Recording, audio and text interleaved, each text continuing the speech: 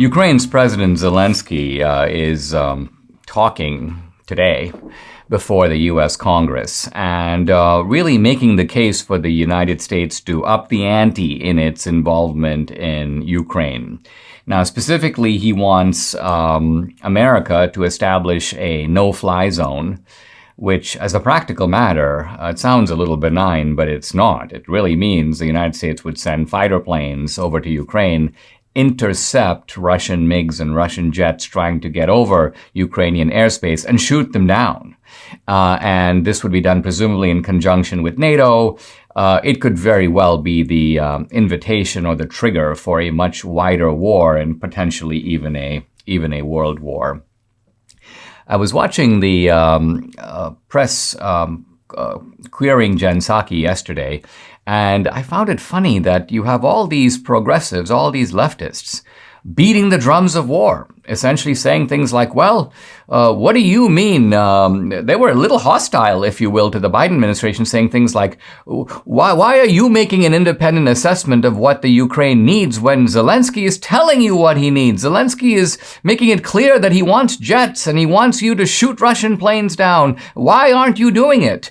And I thought, what an interesting spectacle, because these are the very same people, by the way, who deplored the Iraq War. These are the same people who were very hostile to America's escalations and so-called surges in Afghanistan. These are people who were very supportive of the United States getting out. And now they have become, they've become neocons. In fact, the neocons, by the way, have noticed this. The neocon movement today is much smaller than it used to be. But nevertheless, in their kind of house organ, a magazine called Commentary, they were like, well, the neocon perspective is triumphing once again. And it's triumphing, interestingly, not on the right, where it was, in some ways, the guiding philosophy of the Cold War. And of the Reagan doctrine and Reagan's approach toward the Soviet Union. But it's now meeting resistance on the right and is being embraced by, you could call it, the establishment left. Now, not necessarily by all of the left, because I'm seeing indications that there are some people on the left very uneasy about the way in which the Democrats are throwing in their lot with the idea of risking another global or at least European conflict.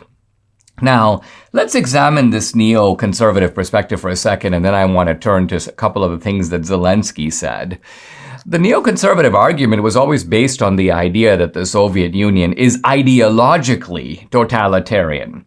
And that's the first reason to oppose it. And the second poses a mortal threat to our security and our interests. I want to argue that neither of those things is true today. First of all, the Soviet Union is no longer even an ideological state. Even China is far closer to Marxist-Leninist ideology, at least in its political system, not so much in its economic. But Russia has become kind of a gangster state. So I'm not saying that these are good guys, but I'm saying that they're not driven by any particular ideology. So there's no ideological totalitarianism. You basically have a kind of despot, Putin, and who wants to have his way with Ukraine. But the second point is the critical one. What is America's vital interest in Ukraine? I'm not talking about our humanitarian interest. We have humanitarian interests all over the world. If the Hutu begin to wipe out the Tutsi in Rwanda, we would have a humanitarian interest, but I don't think we would risk starting World War III over that. If there was a conflict, let's just say, even between India and Pakistan, the United States would send in negotiators to help resolve it and so on, but I do not believe the United States would start World War III over that either. And so the question is, why Ukraine? Why a country that, as far as I know, we don't do any particular trade with. Now, I agree, the Biden family does do trade with Ukraine. Remember the $83,000 that was flowing into Hunter Biden's account and the Biden family account? Yeah, I know all about that. Now, let's turn to Zelensky for a second. He's sort of I think he's doing a little bit of a Churchill imitation and sure enough, he first talked about 9/11, but then he started talking about World War II and talking about the attack on Pearl Harbor. And he's used almost Churchillian rhetoric. We will fight them in the fields. We will fight them in the streets. We will never surrender. And I think all of that actually is impressive. But here's the point I want to make. Despite the fact that Churchill made numerous appeals and entreaties and solicitations to the United States to get involved in World War II on the British side, we didn't.